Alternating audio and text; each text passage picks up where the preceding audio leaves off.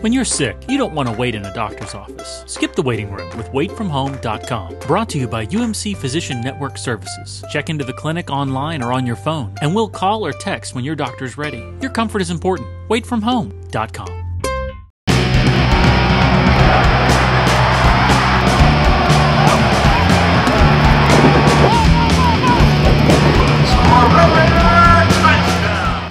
Welcome everybody to Manhattan, Kansas for the UMC Health System Avalanche-Journal pregame show. I'm Nick Kosmiter along with my colleague Don Williams. Zach Long's going to join us in a little bit. We're outside of Bill Snyder Family Stadium, and it's cold here in Kansas, but got a big game coming up on Saturday, Don. Number 4 Kansas State hosting the number 15 Texas Tech Red Raiders. First place in the Big 12 on the line. You got Heisman Trophy implications, Colin Klein, Seth Daggy. How huge is this matchup on Saturday? It's a dandy game. It's one that I think everybody's looking forward to in both camps, and I know a lot of fans are as well. I believe Kansas State, though, is probably exactly where the Wildcats want to be. They're favored by 7 or 7.5 points for Saturday's game. And I was checking earlier, and this team has just an uncanny knack for an ability to win close games. I believe they have won 10 games in the last year and a half by a touchdown or less. The Red Raiders this week saying that they are very aware that they have to play their best football to come to Manhattan and knock off Kansas State in the stadium right behind us. Our focus has just been really good during away games. Like you said, it's a different environment. It's hard to play in. Everybody's against you. So it kind of seems like everybody's against you. And I think that's just another way to explain why we have so much fight. We have a lot of fight on this football team, and when we're backed up and against the corner, we're not going to sit there and just take it. We're going to fight our way out. Try to keep each other level-headed, just discussing with each other. Hey man, we haven't done anything yet. Just because we beat West Virginia or the TCU, that we still haven't done anything yet. We haven't accomplished what we're trying to accomplish, and we keep our mind focused on that, and that humbles us. We still know that there are other teams out there that have a great opportunity, that have opportunity to do the same thing that we're doing, and so we have to just maintain that confidence that we've always had since the beginning of the season, since spring ball, and also maintain level-headedness. Kansas State coach Bill Snyder, of course, has this stadium behind us named after him. But it wasn't always success at Kansas State. Used to be called Futility U, the most hapless team in America. That was when Kirby Hocutt started at Kansas State. The Texas Tech athletic director was a former Wildcat under Bill Snyder, and he was at the ground floor level of the resurgence in Manhattan. This week we got together with Kirby Hocutt to talk about his time under Bill Snyder and his impressions of the strong season Texas Tech is having so far. Excitement. There's a buzz in the air, and when you hear the young men on our team and Coach Tuberville talking about the championship aspirations that they have, when you hear Seth Daggy talking about a step in the journey to win a conference championship, then you know that the foundation has been laid, that there are some special things that are taking place at Texas Tech University. It's an exciting time to be a Red Raider, and this Saturday is going to be a lot of fun, and hopefully it proves to be the next step on our journey to raise that Big 12 Conference Championship trophy. I think Coach Tuberville continues to do an outstanding job. He's got a vision of building this program to a championship caliber, and we've certainly seen championship elements in this year's football team, from the focus, the drive, the determination. We talk a lot about building fearless champions at Texas Tech, and this football team definitely has characteristics of fearless champions, and the drive, the determination, the attitude that they've displayed through the first 7 weeks of the season has been fun to watch. It shows you how far Coach Snyder has taken that program. When I went to Manhattan, Kansas, 1990, the only thing I knew about Manhattan, Kansas, I'd never been to the state of Kansas. I was born, raised in the state of Texas. Sports Illustrated had put them on the cover of their magazine a month before I took my recruiting visit and labeled them Futility U, the worst college football program in America. And when I took my recruiting visit, the facilities there were the worst in Division 1A college football. The attitude around the program at that time was not very good, but they had a new coach in Bill Snyder who had a vision, and he sold that vision to a lot of young men like myself that were not recruited by anybody else.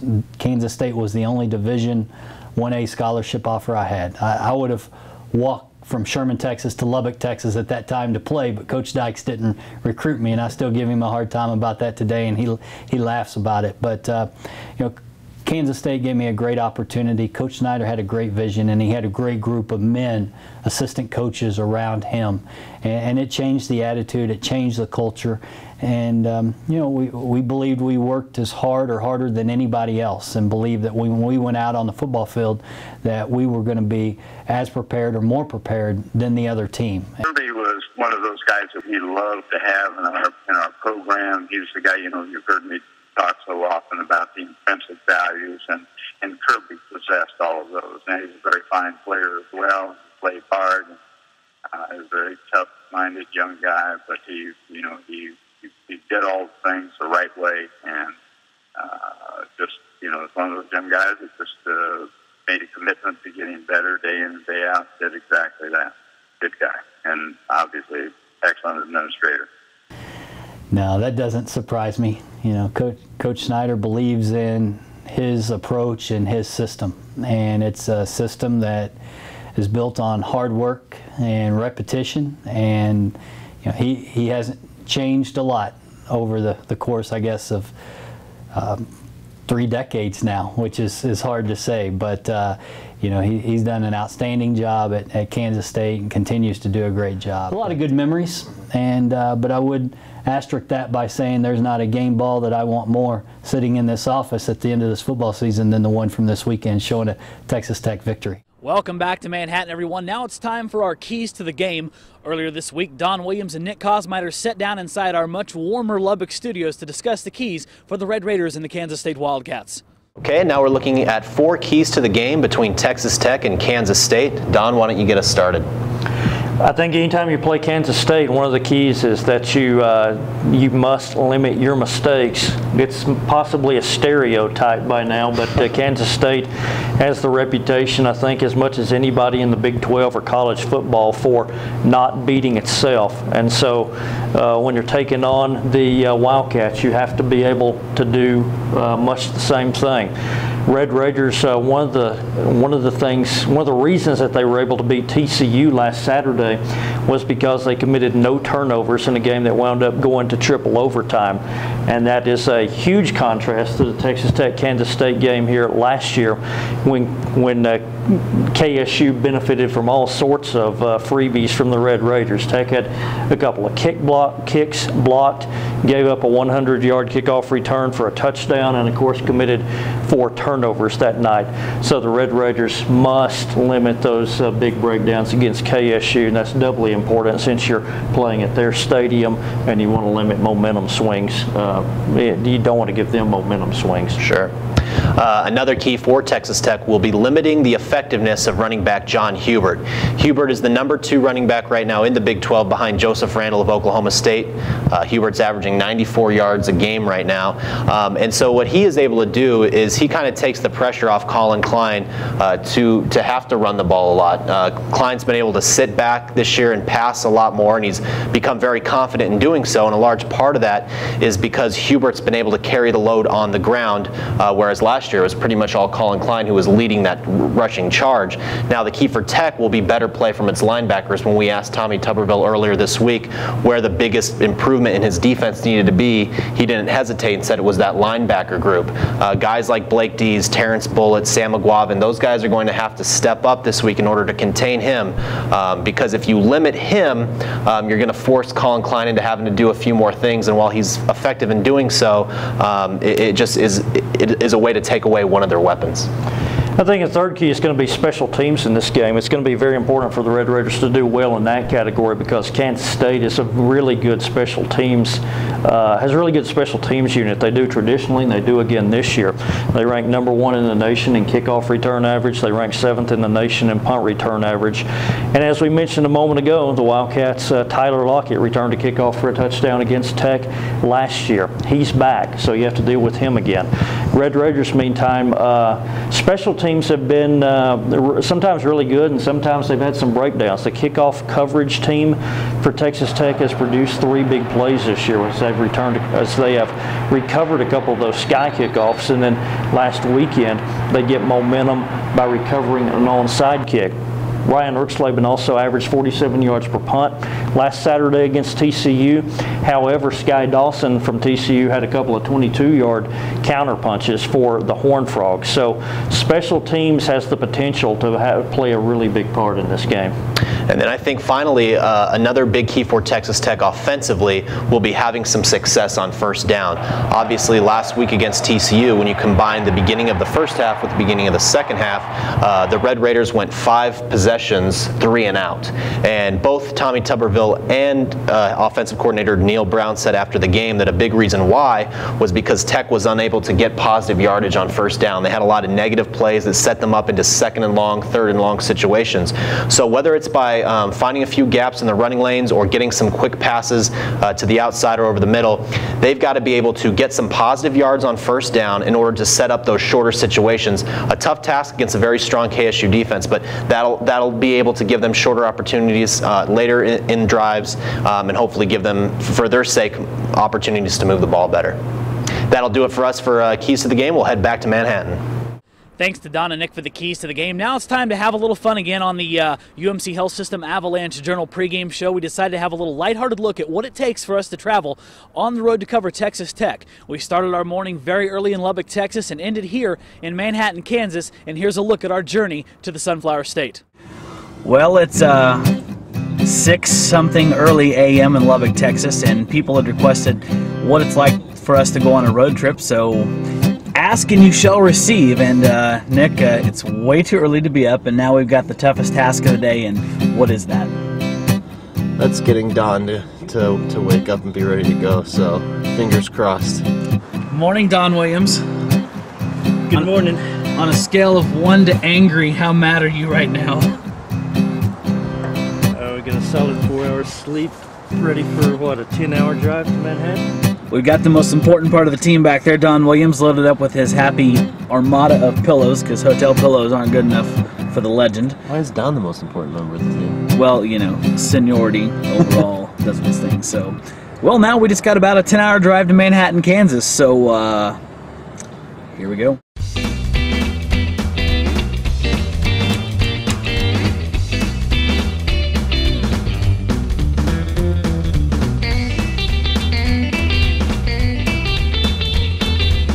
We hooked up Don Williams with Denny's, and now he's very happy, aren't you, Don? We got the All-American Slam here, Zach. Well, Don wouldn't order anything unless it was called All-American, right, Don? That's right, yes. Buy an American. Hey, Don, it sure is nice out, isn't it? Well, they said there was going to be a cold front coming through, and we didn't wait for the cold front to come to us. We went to the cold front.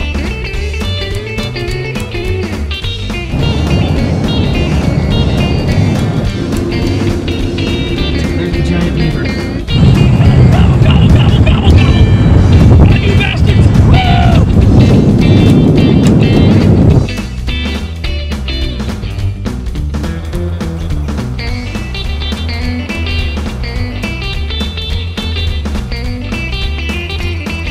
Good news is we found a Brahms, and Nick Kosmiter's never ate at a Brahms, so we're going to take him inside and get him some hamburger and ice cream and see if he makes him any happier. How many times have you eaten at Brahms, Zach?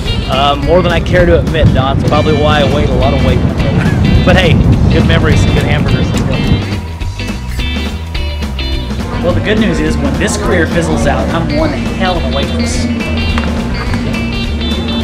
Enjoy, guys.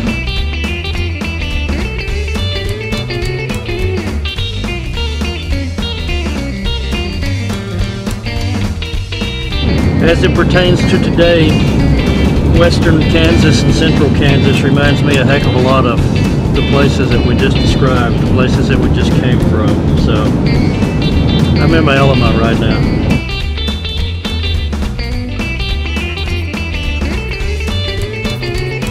Well, as you can see, we're in Manhattan, Kansas. We finally arrived. Now it's time to set up and film the actual pregame show that you're about to watch, which will be a little freaky for you, but thanks for joining us on our journey to Kansas today.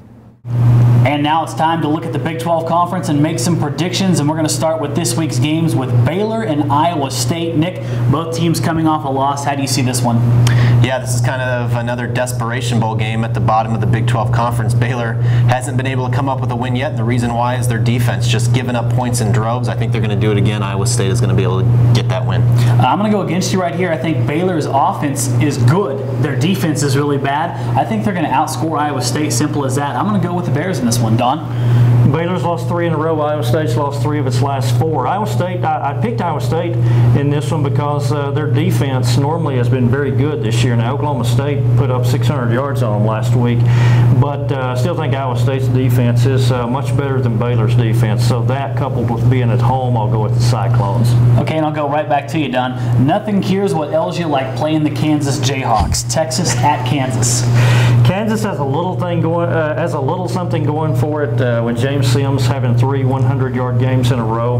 But as long as the Longhorns are, as long as Mac Brown's not distracted by whatever that Longhorn Network asked him to do this week, I think the Longhorns will prevail in this one. Yeah, I got Texas big. They rebound nicely. Nick? Don, you stole my Longhorn Network joke, so Nice I'm just going to say the Jayhawks will not win. There you go. Okay, let's go to the next one. A little bit more intrigue here. TCU at Oklahoma State, Nick. Got some questions in Stillwater and TCU. We saw that team last week. They're very good.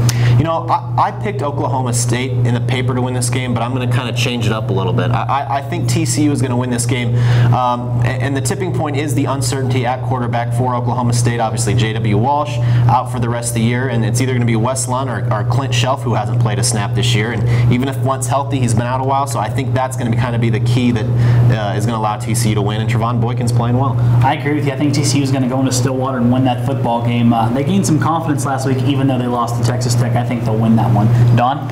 Oklahoma State's won 3 of its last 4. I'm going to stick with Cowboys in this one. And the offense, as we mentioned a moment ago, really had a good game last Saturday.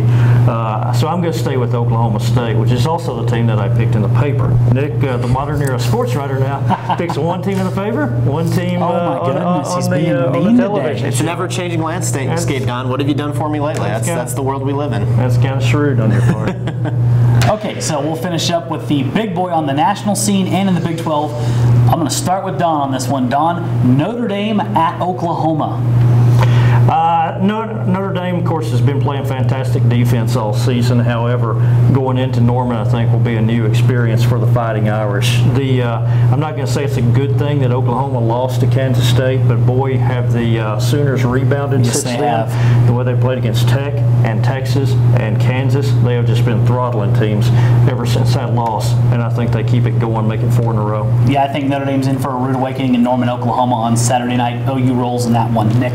Yeah, Notre Dame has not given up a defensive rushing touchdown, all season. I think the Bell Dozer is going to take care of that, get a couple once they get down in there low, and I think that Oklahoma is going to win this one rather handedly, just playing too well. And that is our Big 12 picks for the week. We'll be right back here on the UMC Health System Avalanche-Journal pregame show from Manhattan, Kansas. We'll break down Texas Tech and Kansas State. When you're sick, you don't want to wait in a doctor's office. Skip the waiting room with waitfromhome.com. Brought to you by UMC Physician Network Services. Check into the clinic online or on your phone, and we'll call or text when your doctor's ready. Your comfort is important. Waitfromhome.com. Welcome back, everyone. Now it's time to get down to the business of breaking down this contest that will take place on Saturday afternoon between Texas Tech and Kansas State. I'm going to start with Nick Kosmider. How do you see this football game playing out? You know, obviously this is a much ballyhooed matchup of 2 top 15 teams, and I think that the environment is going to serve as such, and I think the game is going to serve as such. Both these teams are in a really good place confidence-wise, both playing really good football, but I like Kansas State in this game purely for what Don alluded to a little bit earlier, just their experience at home and winning close games. This team has learned time and time again how to do that, and that's something that teams have to learn how to do. We're starting to see that from Texas Tech. We saw it last week, obviously, in triple overtime, finding a way to win when they weren't at their best. The deal is with Kansas State, Texas Tech will have to be at its best in order to have any shot of upsetting the number 4 team in the country. I think this is going to be a game that's going to come down close, but I think in the end, Colin Klein and that great Kansas State defense is going to be what kind of does them in, and I like the Wildcats 42-34.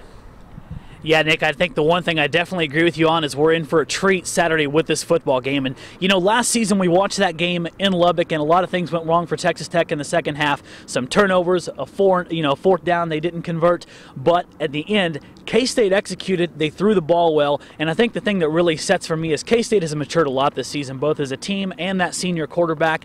I think it's going to be a heck of a game. I would not be shocked at all to see Texas Tech win this game. But in my gut, I have to go with what I know at this point, and that Colin Klein is just quite frankly getting it done. I think they're going to be just enough on their home field to take out Texas Tech. I like Kansas State 35-28. Don Williams. Guys, I wonder if the elements actually will play a little bit of a role in this ball game, because it is cold and windy here outside Bill Snyder Family Stadium, and the forecast is for it to be this way all weekend. On Saturday, it's supposed to be 50-51 degrees at game time with a breezy north wind blowing through here. So this is a setting unlike anything that the Red Raiders have played in all season. I mean, it was warm, humid, 82 degrees down there in Fort Worth last week. And so Seth Diggy and his receivers will have to contend with that, and I think it would be very good for Texas Tech if they could run the ball effectively with Kenny Williams, with Sadale Foster and Eric Stevens. And that's been very hit and miss for this Texas Tech team lately. Remember, Sadale Foster had the 53-yard touchdown against West Virginia, and Kenny Williams had the 47-yard touchdown at TCU.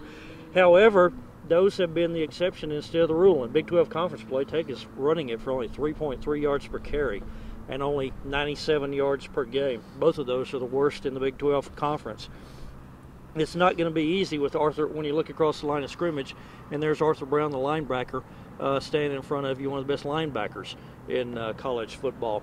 So the Red Raiders do have their work cut out for them. One of the things that they have going for them, of course, though, is Seth Diggy is on an absolute roll with 13 touchdown passes the last 2 weeks. He didn't miss Bradley Marquez and Javon Bell, even Jason Morrow last week. It doesn't look like he's going to have Jace out there again this Saturday.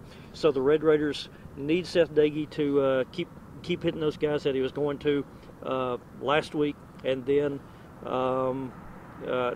continue to play mistake-free football since they had no turnovers last week. With all that said, though, I'm with you, Zach. We did not put our heads together, and I had in my mind Kansas State 35, Texas Tech 28. I do think it's going to be an entertaining game, though, and a fun game to watch. Well, that's a heck of an explanation. You are a dictionary of information, Don Williams.